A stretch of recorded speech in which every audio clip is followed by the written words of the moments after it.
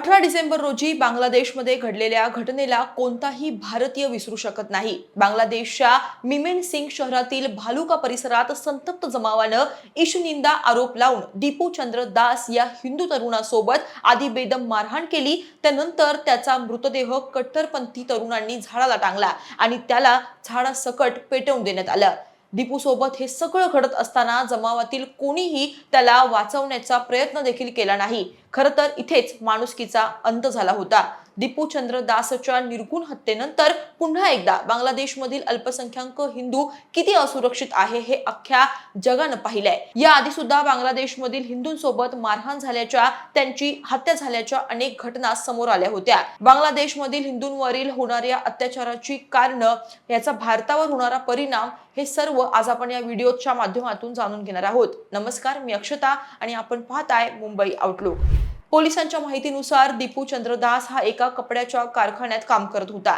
कट्टरपंथीयांनी त्याच्यावर प्रेषित मुहम्मद यांच्याबद्दल अवमानकारक वक्तव्य केल्याचा आरोप लावला आणि त्याची हत्या करण्यात आली। या अमानवीय प्रकरणानंतर आंतरराष्ट्रीय स्तरावर उमटलेल्या तीव्र प्रतिक्रियांमुळे बांगलादेशच्या सुरक्षा यंत्रणा खडबडून जाग्या झाल्या आहेत। बांगलादेशच्या रॅपिड ॲक्शन बटालियननं विविध ठिकाणी छापे टाकून या प्रकरणी आतापर्यंत 7 मुख्य आरोपींना अटक केली आहे। गेल्या काही दिवसांमध्ये बांगलादेशमधील नागरिक रस्त्यावर उतरून जागोजागी आंदोलन करत आहेत। बांगलादेशमधील इन्कलाब मंचचे युवा नेते शरीफ उस्मान हादी यांचा काही अज्ञातांनी गोळ्या घालून त्यांची हत्या केली होती। शरीफ उस्मान हादी हे बांगलादेशमधील इन्कलाब मंचचे युवा नेते आणि प्रवक्ते होते। माजी पंतप्रधान शेख हसीना यांच्या सरकारविरोधात जुलै 2024च्या आंदोलनात ते सक्रिय होते। त्या आंदोलनानंतर इन्कलाब मंच ही संघटना उदयास आली होती। या संघटनेला युवकांचा मोठा पाठिंबा देखील होता। शेख हसीना यांच्या विरोधात झालेल्या आंदोलनात हादी हे अग्रस्थानी होते। त्यांनी हसीना यांच्यावर वेळोवेळी टीका केली होती। हसीना यांचे सरकार गेल्यानंतर हादी हे विद्यार्थी व स्थापन झालेल्या अंतरिम सरकारमधील प्रमुख दुवा बनले होते। विद्यार्थ्यांच्या मागण्या ते सरकारसमोर मांडत होते। फेब्रुवारी 2026 मध्ये ते निवडणूक लढवणार होते।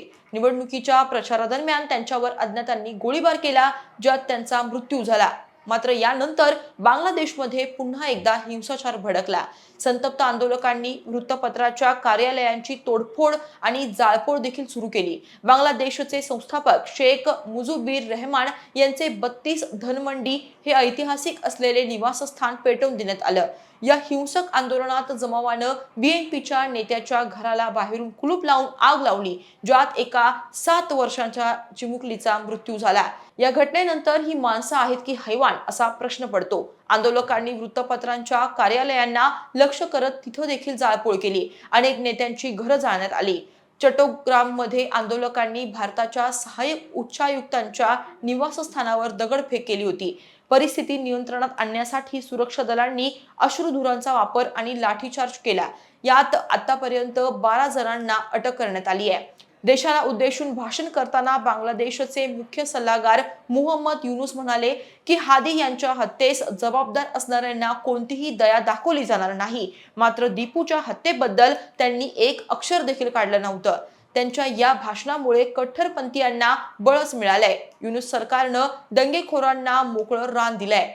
दीपू दासच्या हत्येनंतर राष्ट्रीय स्वयंसेवक संघाचे सरसंघचालक मोहन भागवत यांनी बांगलादेशमधील हिंदू अल्पसंख्याकांवर होत असलेल्या अत्याचारांबाबत गंभीर चिंता व्यक्त केली आहे। पश्चिम बंगालची राजधानी कोलकाता येथे झालेल्या एका कार्यक्रमात बोलताना ते म्हणाले की बांगलादेशमधील हिंदू अल्पसंख्याक आहेत आणि तेथील परिस्थिती अत्यंत कठीण होत चालली आहे। अशा परिस्थितीत हिंदूंनी आपल्या सुरक्षेसाठी एकजुटीनं उभं राहणं अत्यावश्यक आहे।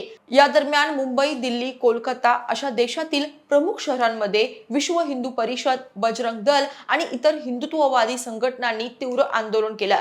या आंदोलनादरम्यान काही ठिकाणी बांगलादेशच्या उच्चायोगाला घेराव घालण्याचा प्रयत्न देखील झाला, तर काही ठिकाणी बांगलादेशमधील अंतरिम सरकारचे प्रमुख मुहम्मद युनुस यांचे पुतळे जाळण्यात आले।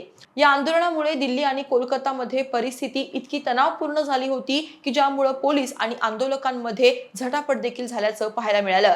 तर दुसरीकडे बांगलादेशमधून भारतात येणाऱ्या नागरिकांची घुसखोरी देखील वाढत चालली आहे। बांगलादेशमधून आसाममध्ये होणारी घुसखोरी आणि लोकसंख्येतील अदलाबदल याबद्दल आसामचे मुख्यमंत्री हिमंता बिस्वा शर्मा हे वारंवार चिंता व्यक्त करत असतात.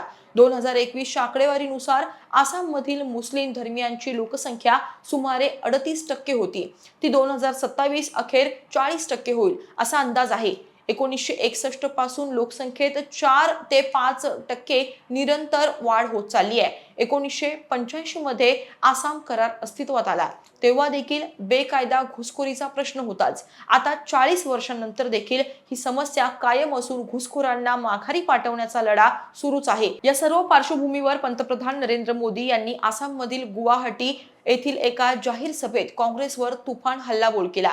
काँग्रेस राजवटीत आसाम आणि ईशान्य भारताचा विकास त्यांच्या कार्यक्रम पत्रिकेवरच नव्हता, उलट आसामला पूर्व पाकिस्तानचा भाग बनवण्याचे कट कारस्थान रचले जात होते असा सनसनाटी आरोप मोदींनी केला. 1971 पासून बांगलादेशमधील फक्त हिंदूच नव्हे तर आर्थिक कारणामुळे मुस्लिमही भारतात मोठ्या प्रमाणावरती येऊ लागलेत. आसाममध्ये होणारी घुसखोरी अद्यापही थांबलेली नाहीये. 2014 पासून आतापर्यंत सर्वाधिक घुसखोरी भारत बांगलादेश सीमेवरून झाली आहे. गेल्या 11 वर्षांमध्ये 7,528 घुसखोर हे भारतात शिरलेत अशी माहिती केंद्रीय गृह राज्यमंत्री नित्यानंद राय यांनी गेल्याच आठवड्यात लोकसभेत दिली होती.